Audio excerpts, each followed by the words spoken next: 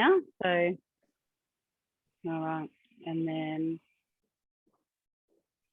all right, let's get started. So welcome to everyone to our cooking class. Today, our focus is on saving time and saving money with the Thermomix, and hopefully you'll learn a bit and see some recipes that you want to try yourself.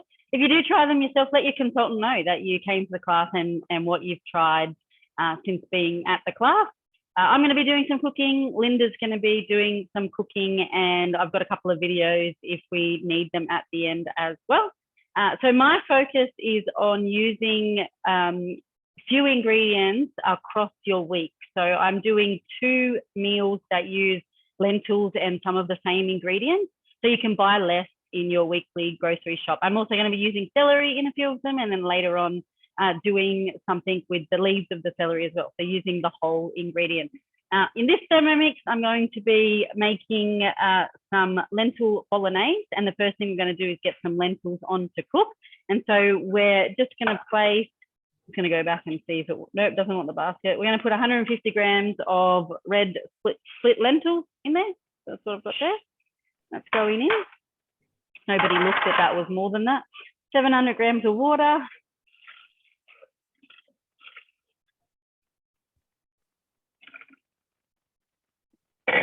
And then we're going to put our simmering basket on top. There we go. I got there eventually. And that's going to cook for 12 minutes, and it's just going on stirring speed. And we're going to get over here. We're going to get started on another recipe. So bolognese over there with some veggies and some lentils, and a lentil and thyme tomato soup over this side. So I've put it into my week. And there it is, tomato, lentil and thyme soup. And we're going to get started with that. So we're going to start with some olive oil. I did forget that, it's over here. Bit of olive oil, 30 grams. Or who knows how much, because I was leaning on the cord. And then we're going to pop some onion in. Let me get my right ingredients. All right, 160 grams of onion. Ooh, and some garlic, 3 cloves of garlic going in there. The recipe says less, but I'm putting that much in for flavor. Some celery, 100 grams. I put the garlic in already, and then we're going to chop that. Around to speed 5 for 5 seconds.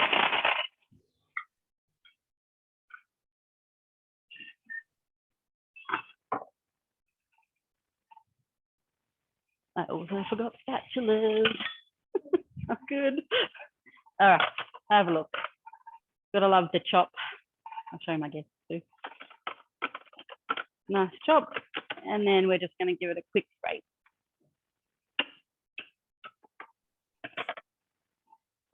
We're going to saute that for a couple of minutes. All right, 5 minutes, round to speed 1. And that's just going to saute. While that sautés, I'm going to get some pizza bread happening. So I made the dough earlier because I figure we don't need to watch Bernie make dough. It's just put the ingredients in and press the button so it needs it. Then what you need to do is let it rest for about an hour. So this one's been resting for just over an hour. And we're going to make it into a pizza star. And then I'll have to make the filling. Have you got something you can start on, Linda, actually? Just because I've got to make the filling. Yep, I can start if you like. Cool. Just spotlight. If you can just, yep. I can't see if you can spotlight me. Beautiful. Okay, my name's Linda. I'm the team leader for the Hawkesbury. And finally, we have bridges open to into town, which is great. Everyone starts panic buying here when there is floods, which is understandable, but we still do get delivery. So I literally just went through my pantry and just chose staple ingredients for the recipes that I'm making. So I'm actually going to start off with making, it's called pasta with aglio, olio e peperoncino, which is translated pasta with garlic, chili, and oil. So that's what I'm going to do. Now, because today's class is about saving time and money, You can cook spaghetti in your Thermomix, but what I've done is, this is a cheats way. So if you have a thermo server, this is a great little accessory to have with your Thermomix. It's double walled, it's insulated, and you can actually cook your spaghetti in it. So when I go camping, I don't have the luxury of, I don't bring an extra bowl. I've got it, but it's just wanting to save space. So you can actually cook your spaghetti in your thermo server. So if you have a look, I've just put some salt in there. I've literally just put the spaghetti in there. I've got my kettle boiled behind me. And all I'm going to do is just top this up with water and pop the lid on. So just put water in there, leave that. Some oil is going to also go in. That's just going to help it not stick together. And then just with my tongs, I'm just going to move it around a bit just so the salt dissolves and that oil gets in between the spaghetti. I'd love to hear if anyone else has tried this before, but it's a great way to utilise your thermo server and save time as well. You know, you're probably wondering, how long do I keep it in there for? So basically, as per the instructions on your packet. So I think this one's 9 minutes. So we're going to leave that in the thermo server for 9 minutes. I'm going to put that aside and I'm going to get started on the sauce. Let's put that there.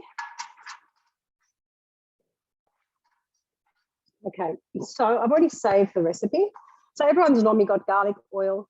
If you don't like chili, you can omit the chili, which is fine. Okay, so we're going to start cooking.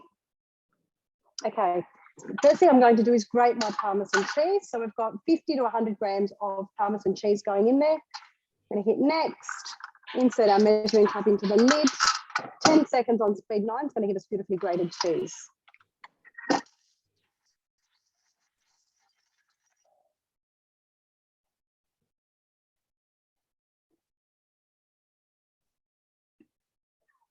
Okay, we're going to go next.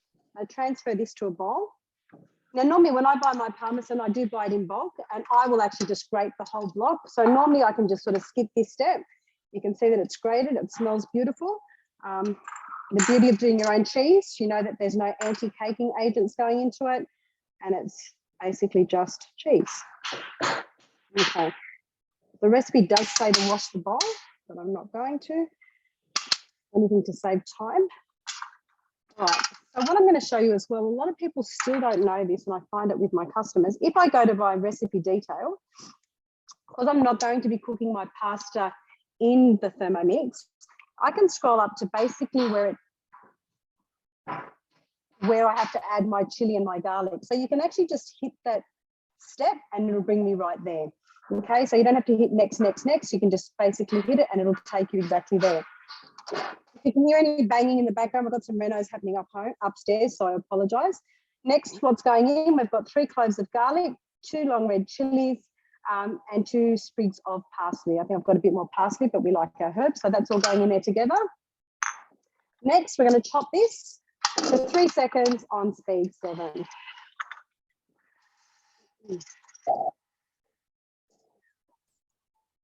Okay, next. This is so quick that we normally wait longer for the lid to open than what it takes to actually chop it. So you can see that's beautifully chopped there. You see that? Don't want to put my nose in there because the chili will go straight up and get me coughing. We're going to add 40 grams of olive oil. I won't do Bernie's trick. I won't lean on my cord. Okay, 42 grams. Next, we're going to insert the measuring cup. I'm just going to scrape down, even though it didn't say it, because I want to saute that garlic. Next, we've got 2 minutes at 100 degrees on speed 1. Okay. Bernie, are you right to continue on, or do you want me to continue? Yeah, I'm good. I'll just okay. And find myself.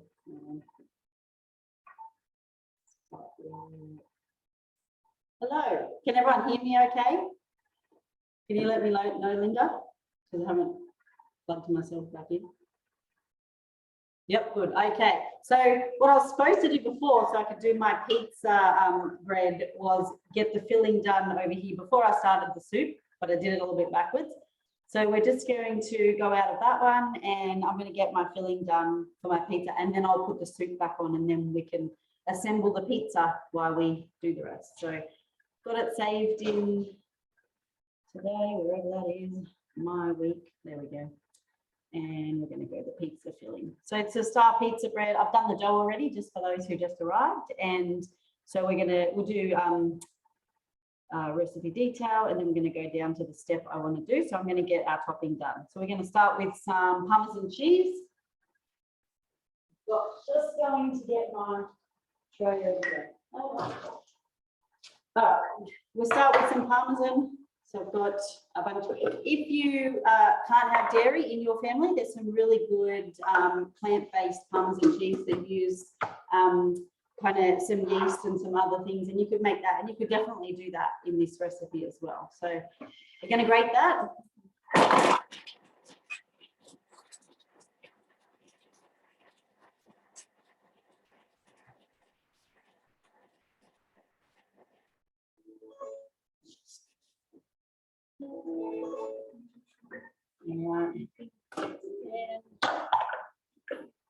See, it's not too fine a grate, but that's okay because we want to have some chunks of cheese in there. If you don't want to use Parmesan because of cost, or maybe you don't like Parmesan, then you can use any cheese in this recipe really. So it is okay to change it up a little bit. We're going to add 160 grams of tomato puree. And what I actually do is I get tomato paste and I mix it with some water. So you don't have to buy tomato puree if that's what it says. Just know what it is. It's tomato paste with a bit more water. So water down your tomato paste. Then you can just have one jar of stuff. So we're going to put that in. So that's some of these recipes call for tomato paste and some tomato puree. Like I said, just hold a jar of tomato paste. We're going to add 60 grams of water.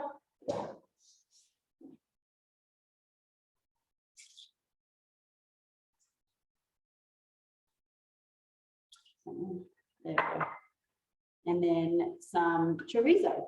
You could use bacon in this, or you could use some sun-dried tomatoes if you wanted it to be vegetarian as well.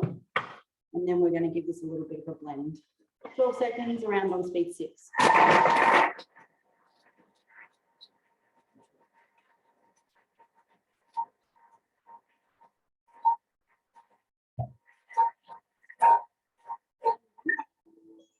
Lovely. All right, scrape it down. I'll show you in there when the lid opens. Look. Yep. And then we're just going to give the sides a scrape.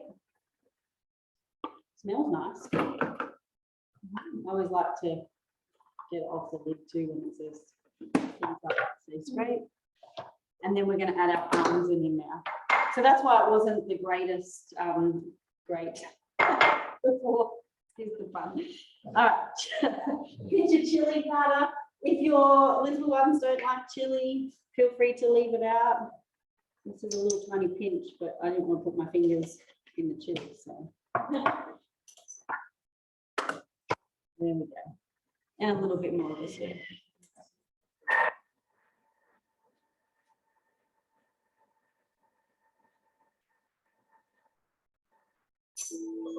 Lovely, our filling is done.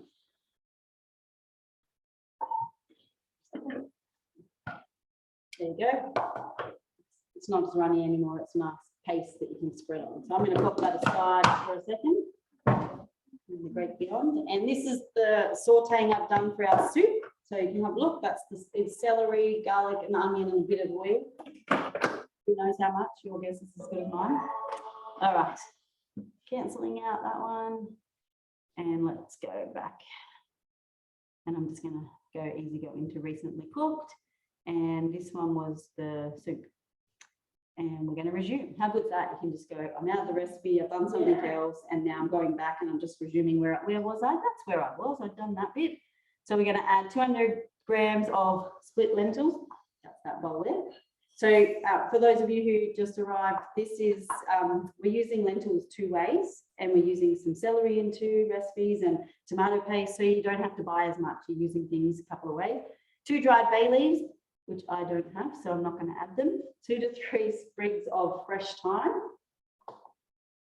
And then 400 grams of tinned tomatoes, chopped. And then we're going to add our vegetable stock. Now it says 800 grams of vegetable stock or chicken stock. So if you're cooking for vegetarians, use vegetable. If you're not, I do recommend using chicken. But we're not obviously going to add 800-gram jar of our Thermomix stock. That's a concentrate, a stock concentrate. So we're going to add some water and then some of that stock. So I'm going to add 30 grams of the stock. Hey, Bernie, were the lentils dried or canned? Dried, yep. So I'm showing where I'm trying to cook a lot from the pantry today, and then with a few fresh ingredients. We know that can help us save money, or if you're in Linda's predicament, you can cook from what you've got. All right, I'm just going to concentrate on, we're going to do 760.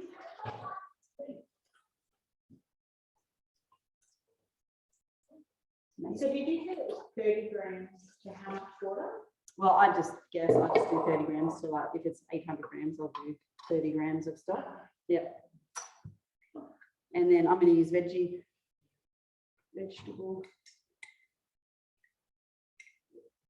3 teaspoons. Look at me measuring like a pro. Okay. And then some fine sea salt. This is one of my favorite mix shop purchases of recently. It's got my salt and my pepper in there, and it's so cute. And it's really, really handy just to have your salt in there. It's like 2 in 1. And then some, well, I put the container away a bit too early because it needs pepper too. So I'm going to put some pepper in there. And then we're going to get good soup happening.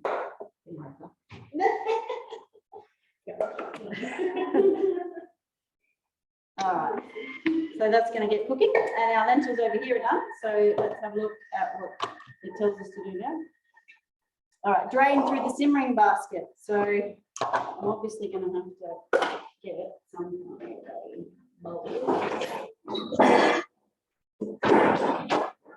Destroying my kitchen.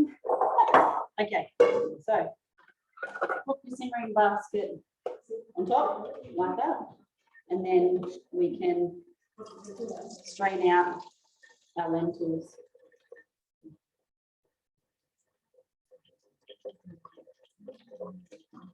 I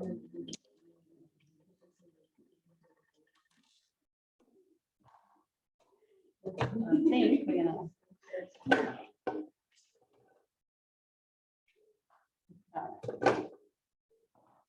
I'm going to pop these aside.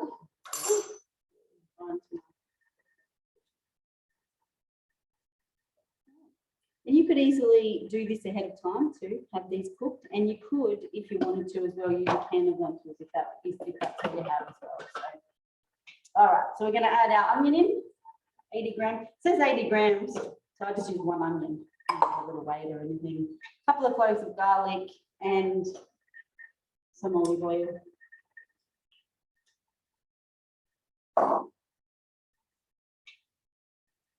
And then we're going to chop it. Chop.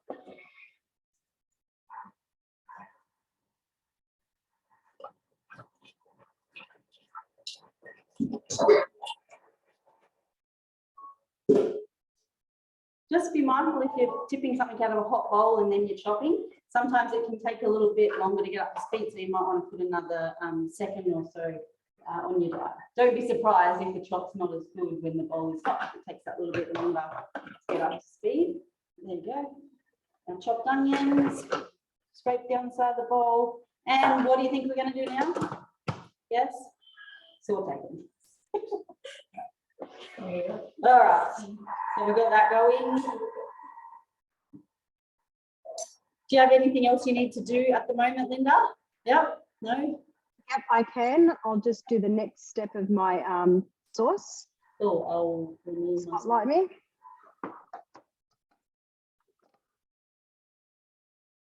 Okay, so I've sauteed the garlic, the garlic and the chili and the parsley. It's looking great. It's smelling great. The next step is I'm adding 150 grams of white wine. Sure my weight's 10, so 150 grams. It seems like quite a lot, but it does bring a lot of flavour. For those that are worried about having any alcohol, once you heat it, the alcohol evaporates, so your kids can have it as well. Okay, Okay, next we're going to add 2 tablespoons of our homemade veggie stock. That's going in. Next, insert our cup, and now we're going to just cook this off for 2 minutes at 100 on speed 1. Over to you, Bernie. Or did you want me to keep going? I'm good. All right. Sorry, you're good? I can go. Yep. Go for it. There we go. All right. So going to get our pizza bread. It's like a star pizza. It's very fancy, this one. It does have gluten in it. So if you can't eat gluten, this one's not for you. But I made some bread. Okay. So it says to roll it out into a circle. Lovely. Our Thermomix has a perfect circle on it. So I love that. But as for a rolling pin, I don't love using a rolling pin. I want to show you how to do it without a rolling pin. Put some flour on there, and then you just want to push, and you're going to pull at the same time. Push and pull. Make sure you lift it up and get some flour under there so it can move freely. And then push and pull. And I do the same thing for pizza dough as well. Pushing and pulling.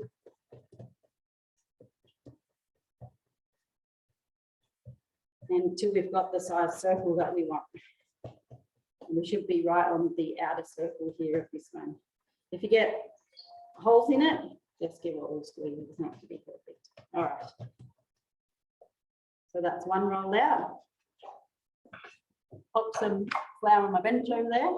And I'm going to just pop this one over there because we need to do 2 the same. Whoop, sticky. So if you weren't here earlier, this dough has rested for 1 hour, and I never made it on camera because you don't need to see me put the ingredients of the dough in and press and eat. Okay, so we're pushing and pulling. And it's going to work a little bit better than trying to get your rolling pin. And it's one less thing you have to wash up and put away.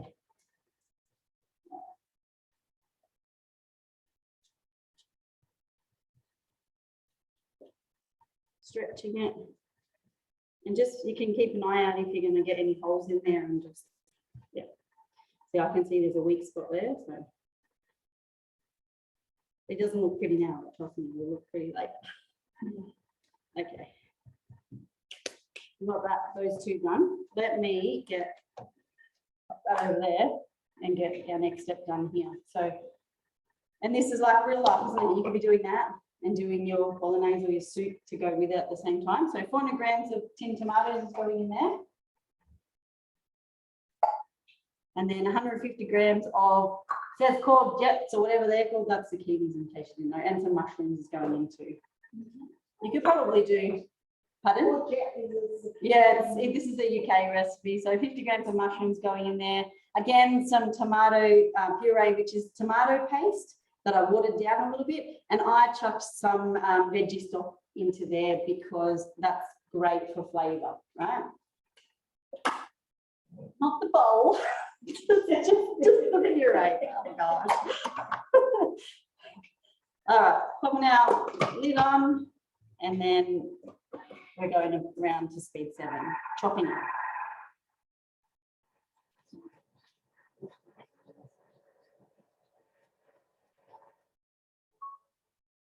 I love being able to just pop all the ingredients in there for this one and chop it. You can have a look. Ooh, hidden veggies in our lentil bolognese. And we're going to give a little scrape down.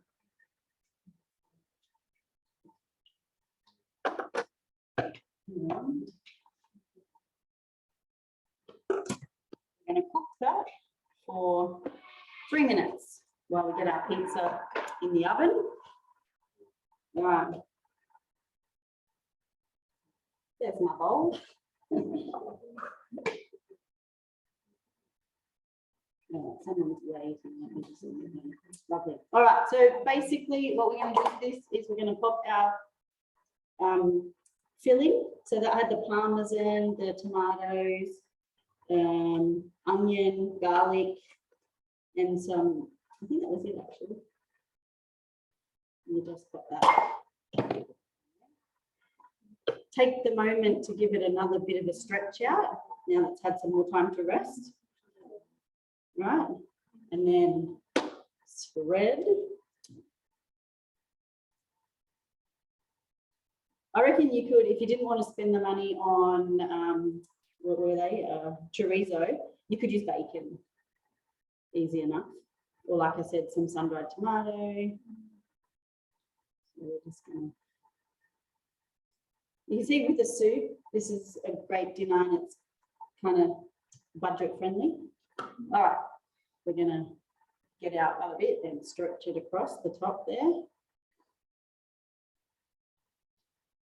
It's like a hidden pizza. And then there's actually a Nutella version of this with a brioche as well for a sweet version, but I'm choosing the savoury. Get your little bowl, and when you're cutting on your thermomat, always use either your spatula or our little plastic cutter here. It's got, you can use that or that side to chop the dough, or something that's not sharp, because we don't want to cut with sharp on our.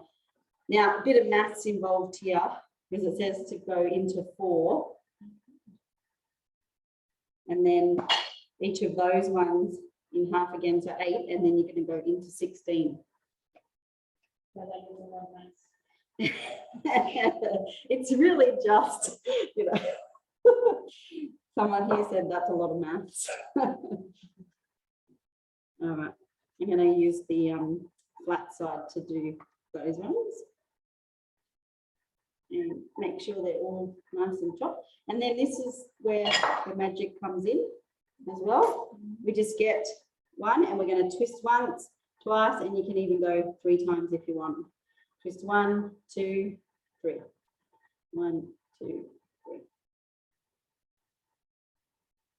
Looks fancy already, doesn't it? Now I've done a silly thing and I haven't put on a tray already, but thankfully it's on a thermomat, which I can bake on. So I'll just shove this straight in the oven. 1, 2, 3. The kids could even help with this one. They probably find it quite fun to do. Now I've never tried it with gluten-free dough. I'm not 100% sure it would look as fancy, but you could probably use the filling in a nice gluten-free dough just without the fancy looking star part of it. But look at that. Yes. All right. Looks great, Bernie. Thanks. Okay, let's do our next step of our bolognese here.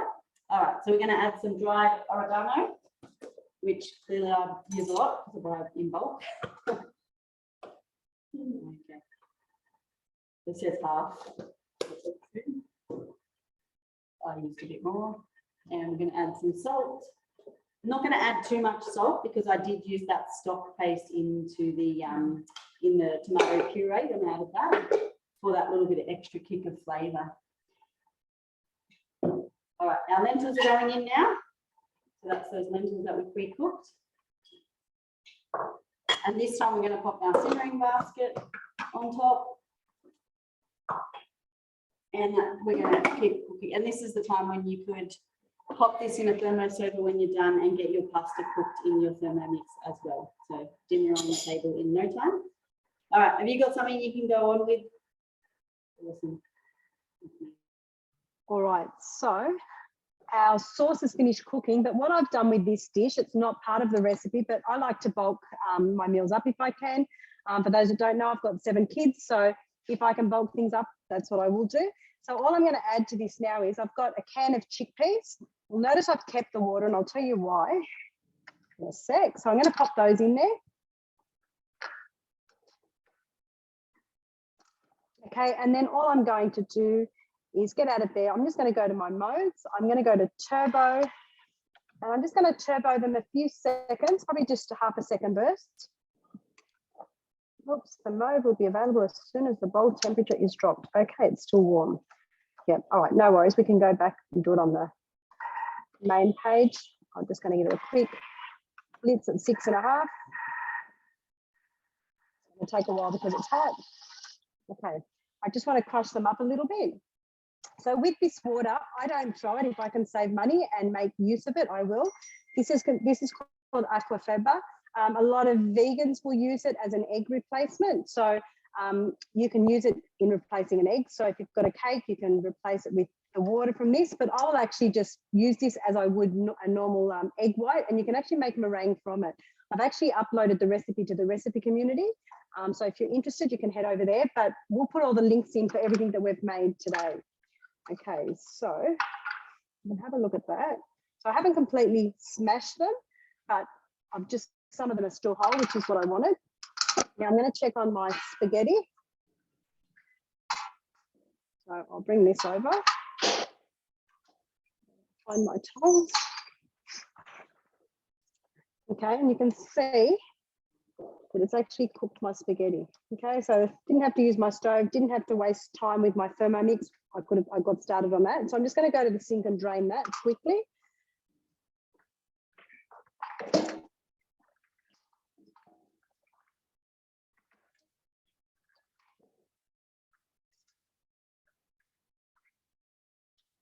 Okay, so that's my pasta.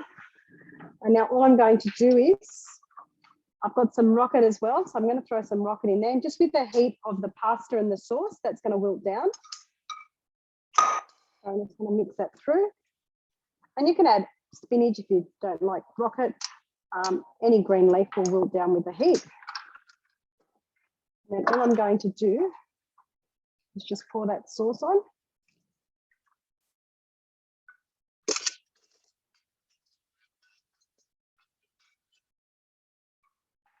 Toss that through.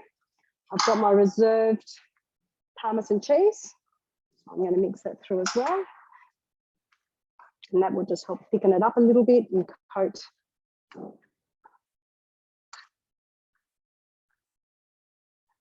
Now, when I do this for my family, I do double the batch of sauce. You can do that quite easily.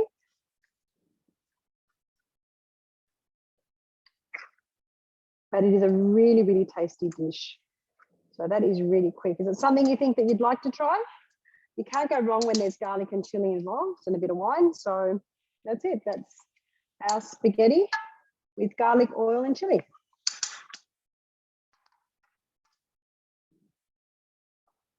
Okay, Bernie, you right to go back, or do you want me to continue? They're both cooking, so you want to get on with your bit? Yeah, I'll just move this out of the way. Let me just wipe down my bench. Okay, so the next thing I'm going to make is a platted, actually no, I might start on the cake because that takes a few minutes to actually melt the butter down. All right, let me just reorganize myself.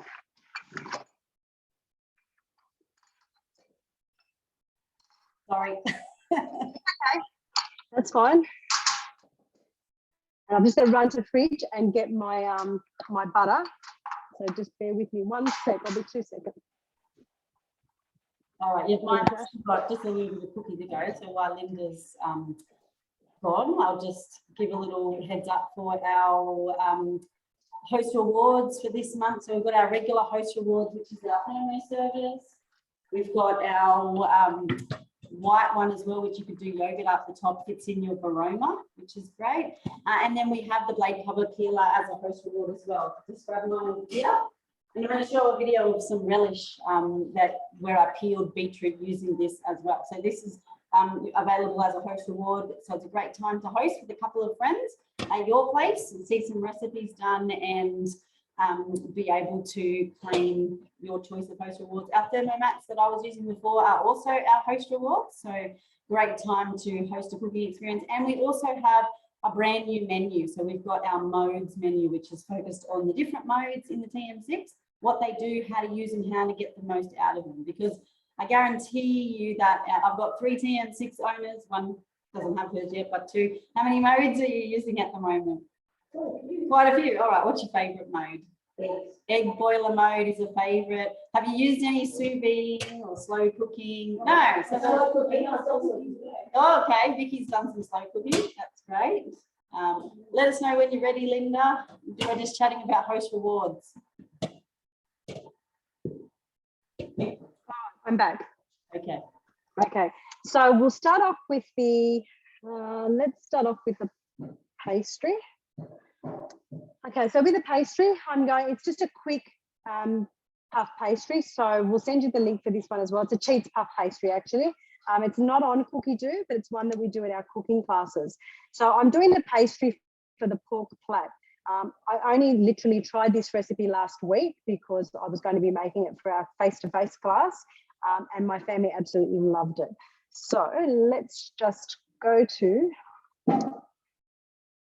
okay, I'm going to go to our dough function. And I'm just going to make sure I've got the right tray. Okay, so we've got our flour going in. I've got 100 grams of water going in and 2 teaspoons of lemon juice and half a teaspoon of salt going in. So I've already pre-weighed and measured all of that. And I've lost my butter. And I've got my butter going in. You have to really keep it in the fridge or freezer till it's chilled. You'll get a better result when you're doing your pastry. So butter's going in, and then just 20 seconds, we'll make it 30 seconds just on your dough function, on your kneading function. And that's going to knead away.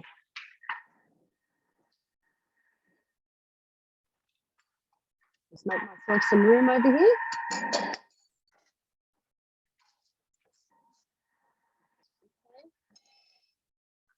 Got my Thermomix ready.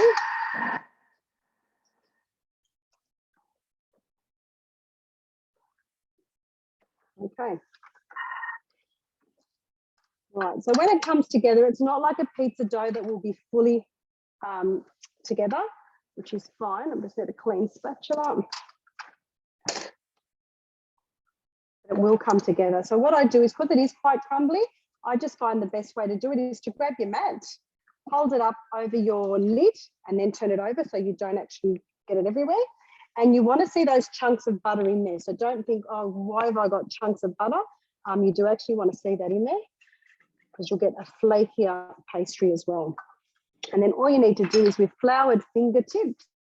And I always have one of these handy. I saw another consultant ages ago with it. Normally we use them for icing sugar, but having one filled with flour is really handy when it comes to pastries and doughs as well. So all you do is flour your fingertips and then just bring this together into a rectangle. And it is crumbly, so don't worry about that.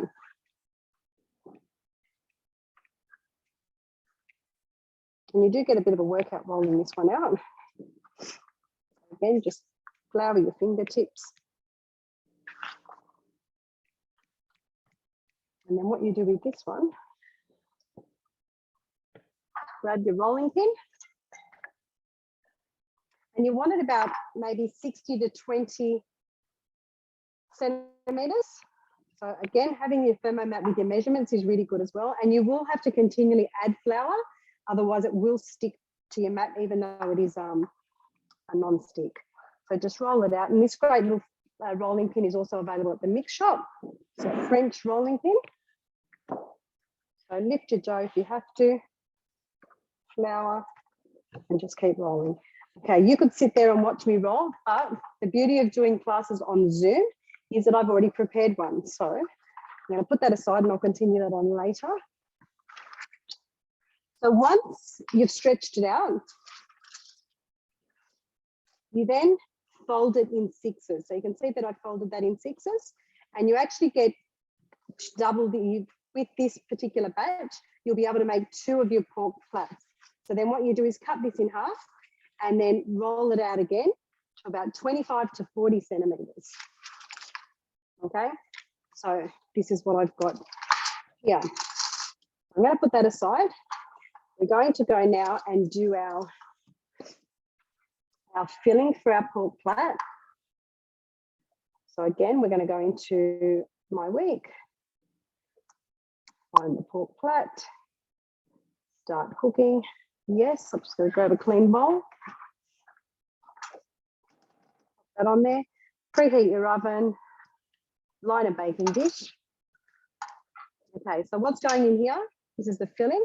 We've got 3 shallots cut into 3s. Next, we're going to insert the measuring cup. We're going to chop that.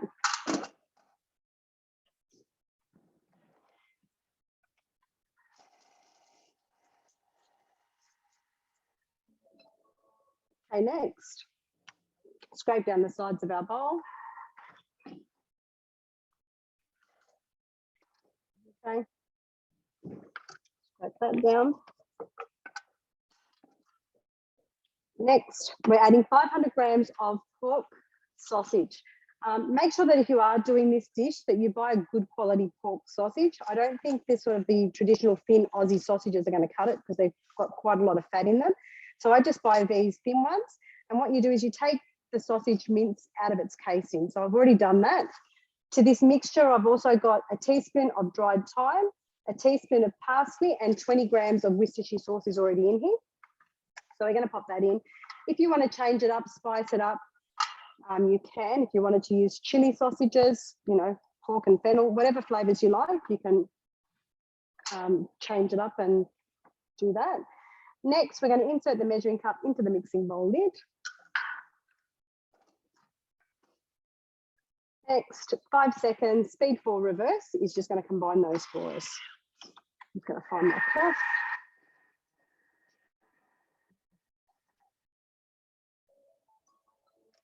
Okay, next. Okay, so that's now our filling. So this filling will make 2 pork plats, okay? So you can see that I've rolled my pastry out, okay, to that size there. So half this mixture now I will spread onto this. It's just popped open on my screen, bear with me. Okay, so just take half out. And then basically you just want to spread it along your pastry. There's a little bit more out. Considering there's not much in here in terms of like herbs and flavorings, this dish has got so much flavor to it. Keep spreading it out.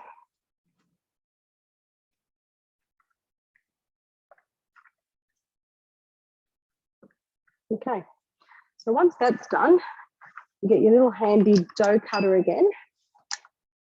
Sorry, something just keeps popping up on my screen, so I can't see.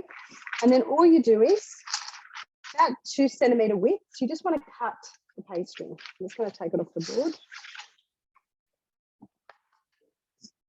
Okay, so just with the cutter, about 2 centimetres.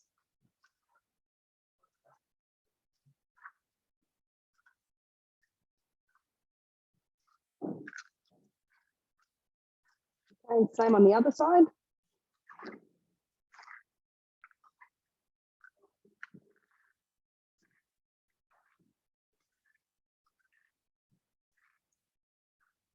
Okay, like that.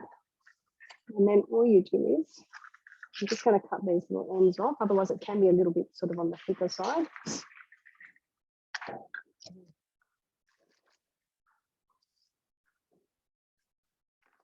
Okay, so then what you do is fold up these ends because you want to encase that sausage on that end, like that. And then all you do is with these ends is just cross them over. So one, your left side, your right side, and just make sure that it's encased. And what I love about this dish as well, you can actually get them to this stage and have them in the freezer ready to go. And then when you don't know what to make and you've got this on hand, whack it in the oven and you've got an instant, beautiful, tasty dish.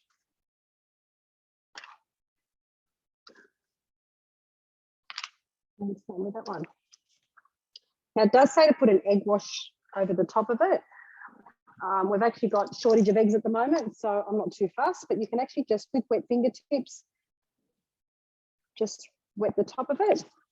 And then that'll go into the oven for about 20 minutes. And then it's ready to serve. So that's how easy it is, Bernie. Is that what you did with yours? Doesn't have to be. I learned about the ends though. Sorry? I kind of squished my ends on top at the end. Well, I did that the very first time, but then I just found it was too much pastry and I found that it was, it didn't cook all the way through. So that's fine. I can roll that out and do something else with that one. So then I just whack that on an oven dish, which I did have ready. little rose gold one there.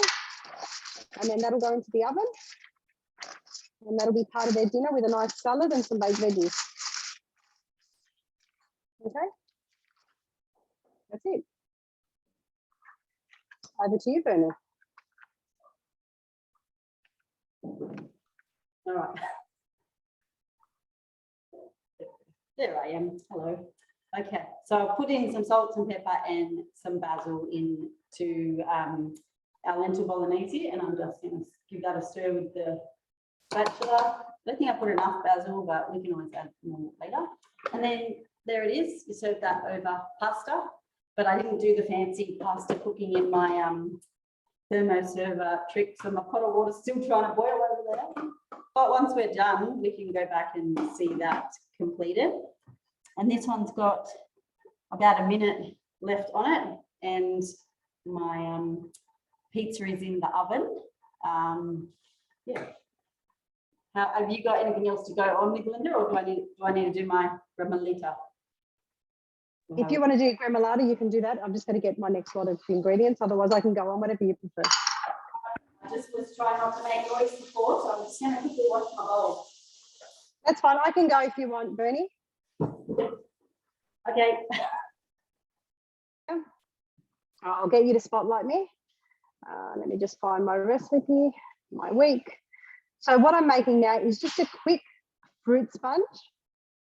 I'm just going to start my recipe again. All right, just going to wipe down my bench, sorry. Okay, preheat your oven to 180.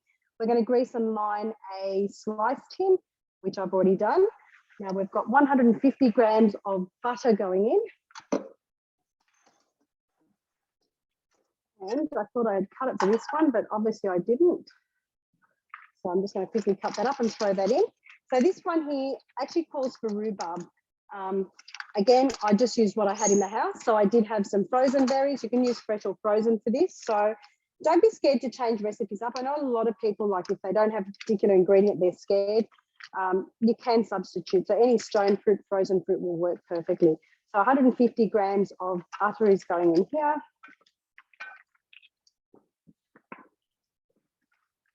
So 5 grams short, which is nothing, but I'll add it in anyway. We're going to go next. We're going to insert our measuring cup in. Next, we're going to now melt this for 2 minutes at 100 degrees on speed 2, and that's going to melt. The next step of this recipe is to get your fruit. So if you were using rhubarb, you'd weigh it out and put in a tablespoon of icing sugar. Like I said, I've just used frozen fruit. It's now defrosted, and it's got a tablespoon of icing sugar in there with that as well. Once this butter melts, we're actually going to take the butter out and then move on with the next part of the recipe. But what I can show you, again, luxury of having doing this on Zoom. This is the pork pie. So I baked one earlier. So this is what it looks like. Okay. So I'll just serve it with a salad, and I'll cut it in half so you can see what the inside looks like.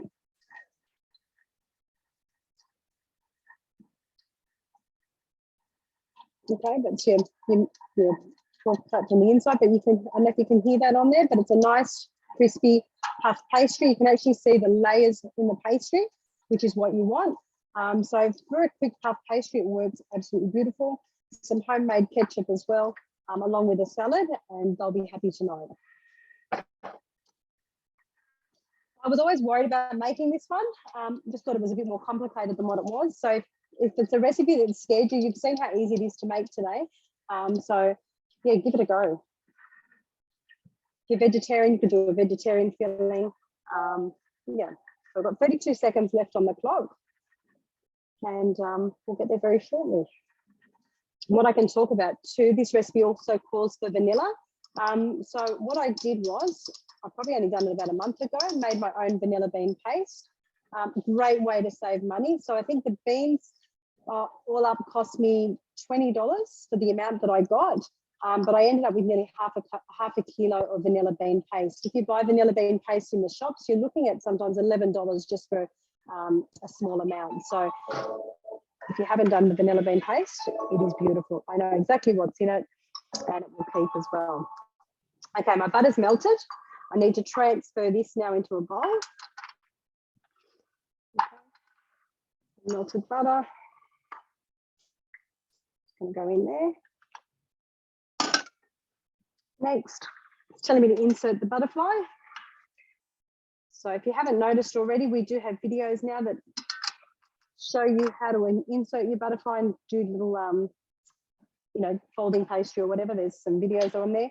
We've got 3 eggs going in. We go next. 150 grams of icing sugar goes in, which has been milled already. Next, we're going to insert our cup into the lid. 2 minutes now on speed 4. Okay, so Jenny, are you right, or do you want me to keep going? Yep. You're right, for 2 minutes, you want me to? Yeah, no, I'm fine. I'm just going to check the chat. Bev's beautiful, so neat. This is a fabulous recipe, so easy. Was that the pork flat, Bev? Yes, you might have done. Yeah, look, it's that as well, but the cake that you're making, It is beautiful. yeah, it's just very easy, very simple and very tasty. Yeah, great recipe. It is a great one. So this is probably our 3rd time making this one. We did originally do it with the rhubarb, but like I said, if you've got canned fruit or, you know, whatever fruit you need to get rid of, sometimes it's too ripe just to eat. Don't waste it. You know, make up this base and top it with whatever fruit you've got on hand. I'm going to give it a go, dairy and gluten-free, and I'll let you know how it goes. Sounds good, sounds good. So while this is doing this, this is where the recipe tells you to actually cut the rhubarb up and put the icing sugar over it. So I've done that already. So 53 seconds, we're almost there. I'll also need some milk for this recipe and some flour and some baking powder as well.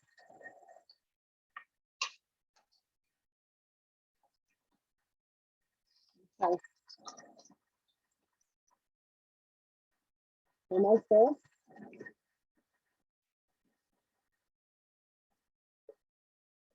My kids are on the other side of the bench because they can see the pre-made food and they're pointing saying, can I have some? The answer is no. So they often come in while I'm cooking and want to attack the food, but they have to wait to the end. Okay. A couple of seconds to go there, but I can stop that. We're going to put in the reserved melted butter.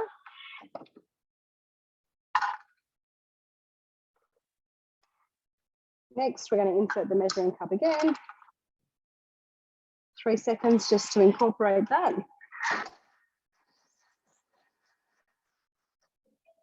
Next, we're going to remove the butterfly now. And this recipe would work well to in little cupcake molds as well. Remove the butterfly. We're going to add our plain flour, our 2 teaspoons of baking powder going in. We've got our vanilla bean paste. There's natural vanilla extract, but I'm going to put in a teaspoon of my vanilla bean paste. Next, 60 grams of milk going in. A pinch of salt's already gone in as well. In with the milk, insert the cup. 5 seconds just to mix this together on speed 4. And I'll go get my tray. Just line that. And that's how easy it is. We're going to transfer the butter into our prepared tin. So how easy was that? Seconds is all it takes to whip up anything in your Thermomix. Just going to get a clean spatula. Okay, you know that your Thermomix bowl's got an ergonomic handle as well. So I find that once you've got food in it, it's actually easier to hold from the bottom. You've got a bit more control over your bowl. You can see it's a beautiful thick batter. I'm going to scrape the bottom down.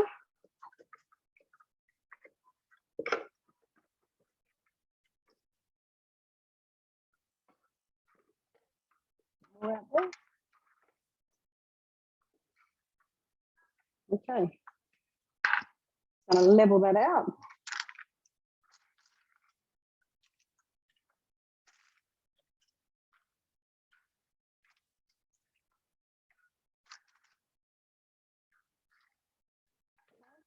I'm going to get my fruit.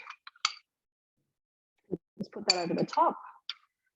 Just by having that sugar in there, it actually macerates the fruits as well, creating a bit of a syrup as well. Doesn't have to be perfect.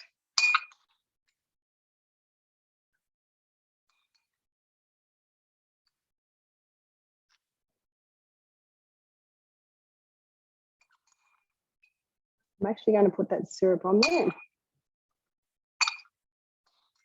And that'll go into the oven at 180 degrees for about 20 to 25 minutes. And that's how quick and easy that is. Doesn't look the prettiest, but it tastes absolutely amazing. Okay, and I can show you one that I prepared earlier as well.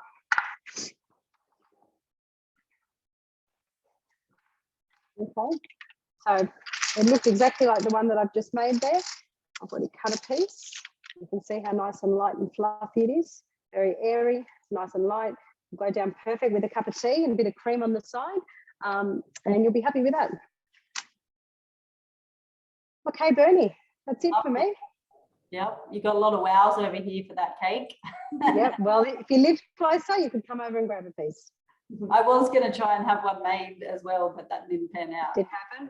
Okay, that's fine.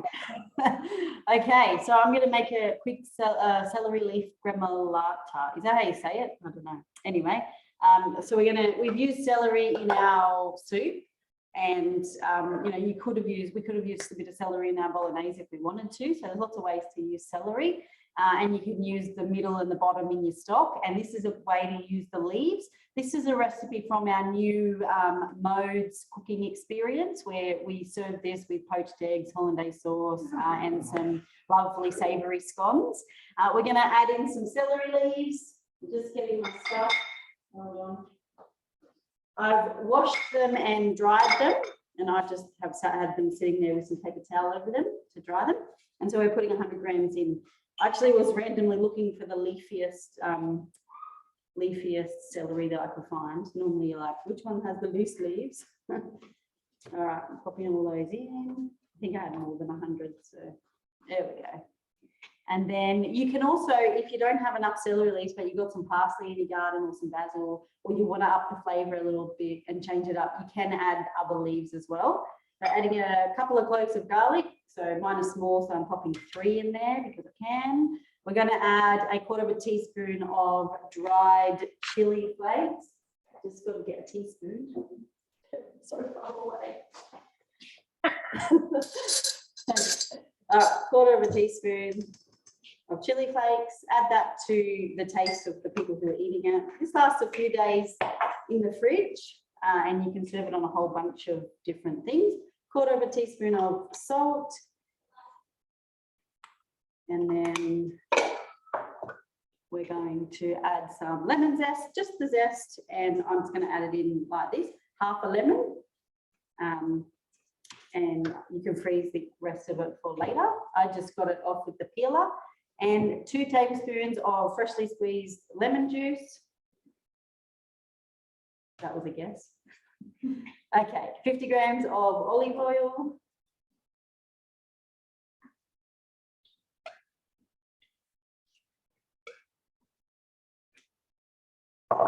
And then super easy, this one. And we're going to serve it with our soup. So we're going to use blend mode. That's the mode it's using for 10 seconds.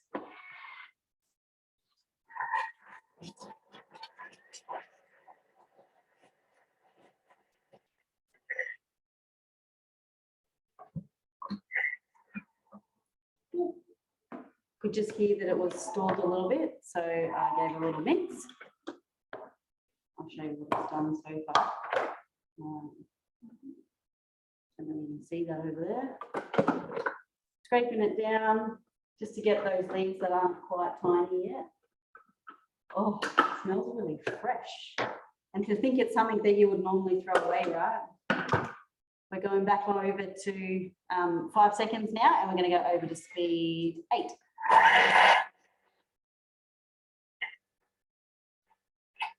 I'm using the time in between doing things to wipe the bench. And then let's have a look. You can pop that into an airtight container or a jar. Let me scrape down and show you. There you go. I'll pop it in a serving dish if I can find one. There's stuff everywhere. Although it's visible. I think you can't really see it in the.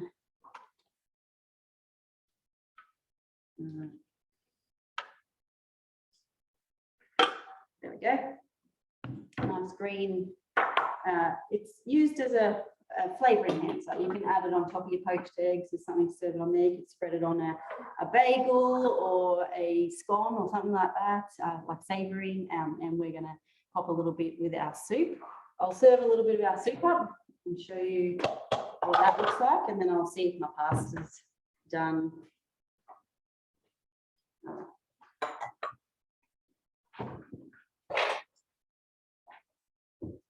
So we can, I'll show you. I'm scooping instead of pouring because I'm likely to make a big mess. All right, you can see our lovely soup there. It smells really good. And I'll see if I can find where I put the olive oil in this and serve some of that up.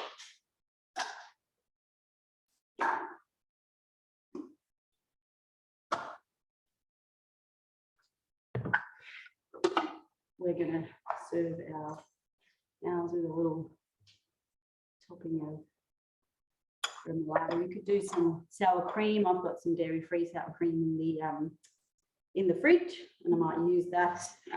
Pop on that. Let me get a little bowl for some bolognese.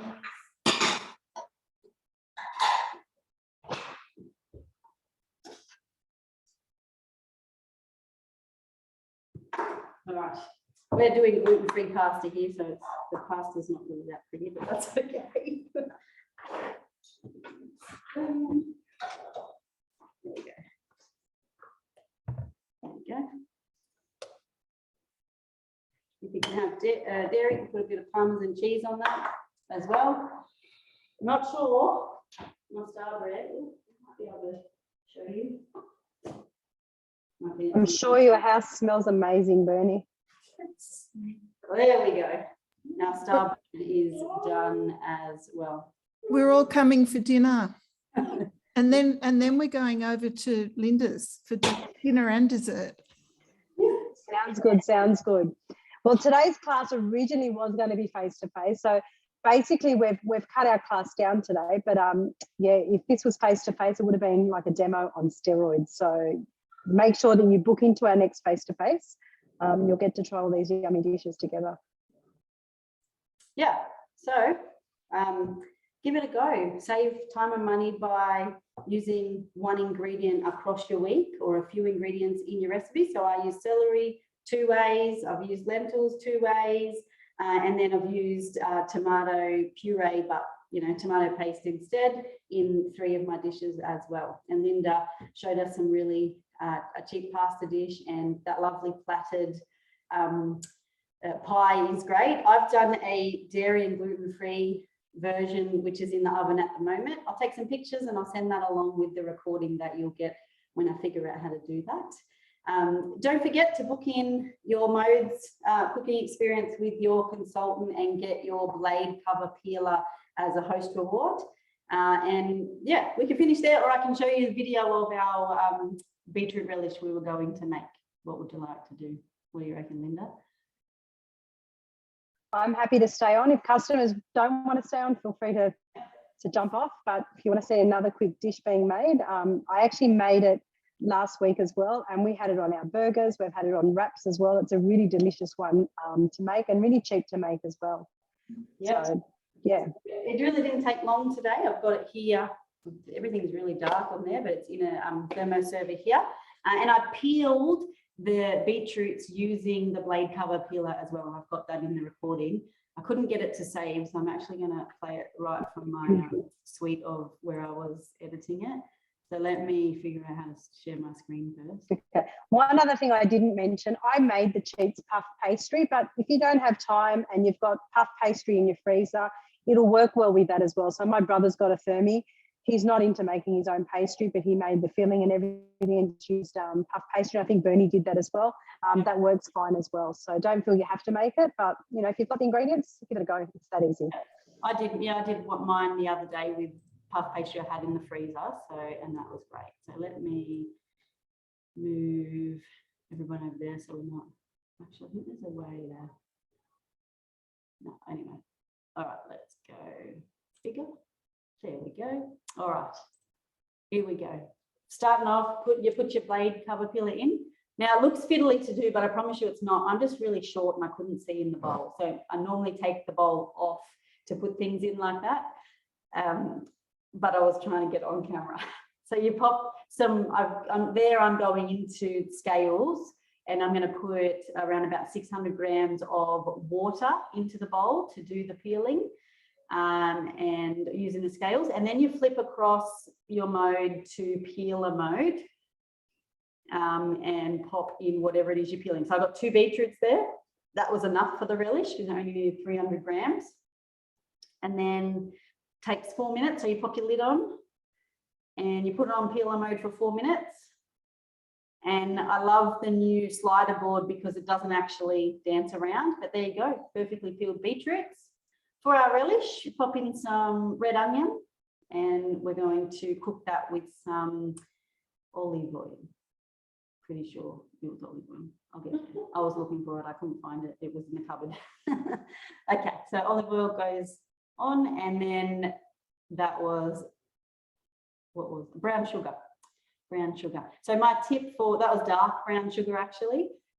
Instead of buying brown sugar, you can just add molasses to raw sugar and make your own brown sugar. And for dark sugar, add more molasses. So it's a great way to just have 1 sugar and then 1 jar of molasses in your cupboard, in your pantry. So that's sauteed for a little bit. Then we're going to pop that across in a bowl. And you don't need to wash the bowl at this step. It says without washing the bowl, so that's lovely. You just want to scrape that all out. I was just sure to get the onion from underneath the blade so the blade could turn freely. And then we're going to pop in some beetroot. And it's a green apple that was peeled and cored. I just peeled that one normally because apples are pretty easy to peel. So the beetroot goes in, the apple goes in, and some ginger, about a 3 centimetre hunk piece of ginger, but I cut it into 3 bits just because the ginger was all knobbly and that was the best way. Chopping it, scrape down the sides of the bowl and then it cooks basically, I think it cooked for about 30 minutes. That's some currants went in as well, which again, just something I had in my pantry. And apple cider vinegar is what the recipe calls for, but it said you can change up the vinegar. I didn't have any apple cider vinegar, so I used balsamic because that is what I had left. And then I sent the kid to the shop for apple cider. Some allspice went in. The onion went back in and then it just cooks to cook that beetroot. I just walked away and it cooked and did its thing. And then we had some lovely beetroot relish. I'll show you the photo and then I'll pause it because the next bit was some bagels, but I'll pop that on YouTube. Scrape that out. You can let it cool down, serve it slightly warm or serve it cold later. And it goes really nicely with that flattened pork pie because pork and beetroot really a match, a good match. There you go. Well, that's it for our class. And I'm going to stop recording now, unless Linda can think of anything else. Somebody's raised their hand. Is it Vivi? Vivi, is that a buy or I've got a question? Oh, can I ask a question? Yeah, sure. Of course you can. It's not recording and then ask the question, or do you happy for it to be recorded? Oh, up to you. So I think, Bernie, you, in your original dish, you put the steam basket on top of the lid for one step. Can you explain why you put the steam basket on top of the lid? Yep, I can. First step was because the recipe told me to. But if you think about with your Thermomix, right, your measuring cup on is like having the lid on your pot. So you're not reducing, you're just cooking in there. But when we want to reduce in our Thermomix, we don't want to leave our hole in the top uncovered. We want it to be covered so we're not going to get any splatter or any kind of mess. And so we pop our simmering basket on top, and that's like having the lid off your pot. You're reducing things and they're able to cook down a bit. Does that make sense? Yep, thank you very much. And some people have said to me, why wouldn't you just put the splatter guard on? Because if you have a TM6, we've got another little thing. And that's because that will still push liquid back down into the bowl, because the bit that covers the mixing, the hole where the MC goes, is actually solid. It's just designed to stop splatter if you're using high heat. So if it calls for the simmering basket, make sure you're using that simmering basket. You could always, if you wanted to, so for my soup, I could have popped it up to varoma temperature and popped some chicken or something to steam in the top as well. So you can always add your varoma on top and cook extra things if it's cooking at the right temperature. But good question, good to ask those things. All right, I'm going to stop recording now. And then I can find the stop recording button.